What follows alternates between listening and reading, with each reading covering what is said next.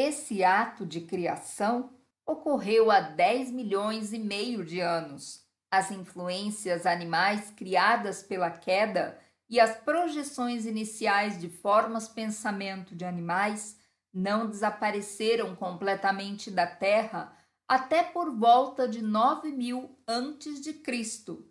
Remanescentes dessas criaturas patéticas foram retratados mais tarde em nossa mitologia e nas artes assíria e egípcia. Outro fator relacionado com a criação de animais grotescos foi no início dos tempos. Os seres humanos podiam procriar com espécies animais e com seres grotescos.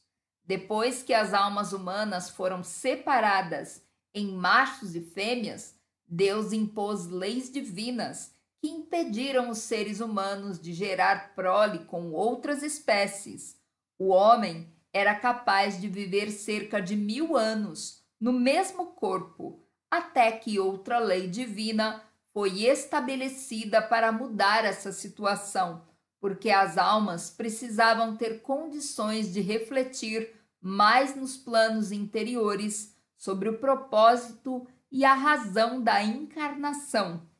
Amílio, a primeira encarnação de Jesus Cristo, desceu para a matéria e tornou-se o primeiro Adão, na época da criação das 5 primeiras raças raízes.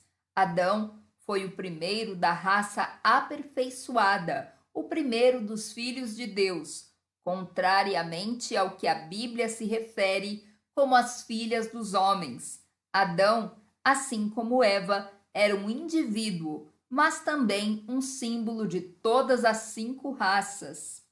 As 7 raças raízes.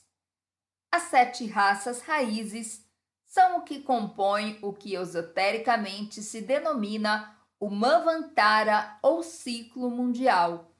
Essas raças raízes abrangem um período de tempo que teve início há 18 milhões e meio de anos e chega até os nossos dias. Sanat Kumara, nosso logos planetário, encarnou neste planeta nesse período. No momento, estamos vivendo na raça raiz ariana. Hitler e a Alemanha nazista distorceram completamente esse termo. Por isso, não se prenda a essa distorção. A raça ariana existe há mais de 1 milhão de anos e continuará existindo por mais tempo. A raça raiz meroviana está apenas começando, de modo que há uma espécie de sobreposição de raças raízes em andamento. A 7ª raça raiz é a paradisiana. Gostaria de acrescentar o que relatou Djal Kul. As 2 primeiras raças raízes, a polariana e a hiperbórea, são frequentemente classificadas como raças raízes pré-lemurianas, classificação essa também aceita pela Fundação Tibetana. Isso acontece porque as 2 primeiras raças raízes não eram completamente físicas, no sentido em que nós entendemos essa realidade.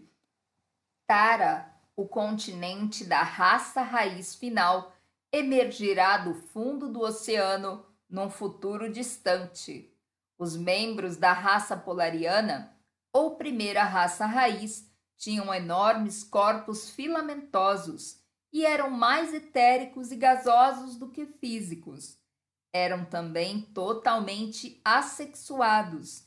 Eles se multiplicavam por um processo que os cientistas chamam de cisciparidade ou gemação. Por isso, eram basicamente imortais.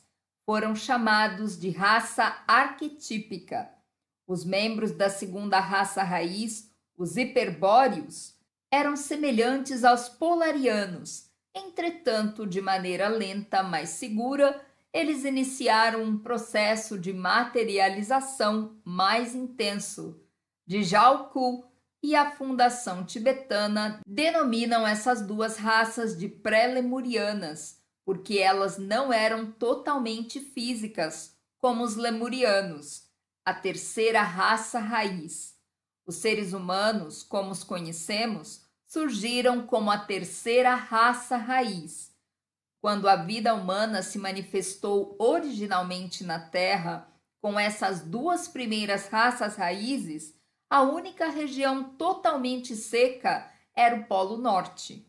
O resto da Terra estava coberto de água. Esse continente polar parecia uma calota craniana sobre a cabeça da Terra.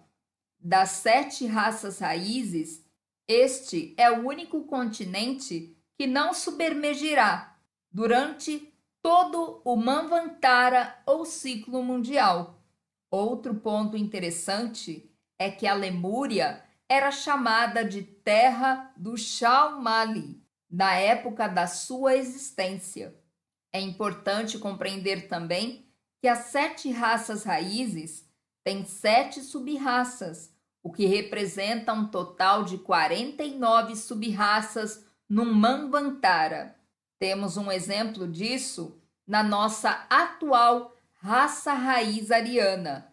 A hindu começou há 62 mil anos, a árabe há 42 mil anos, a iraniana há 32 mil anos, a celta e a teutônica há 22 mil anos. A sexta e a sétima sub-raças da raça raiz ariana estão se desenvolvendo na América e num continente que surgirá no Oceano Pacífico. Para tornar o plano de Deus ainda mais complicado, cada raça de uma sub-raça tem 7 raças famílias, sobre as quais não me deterei.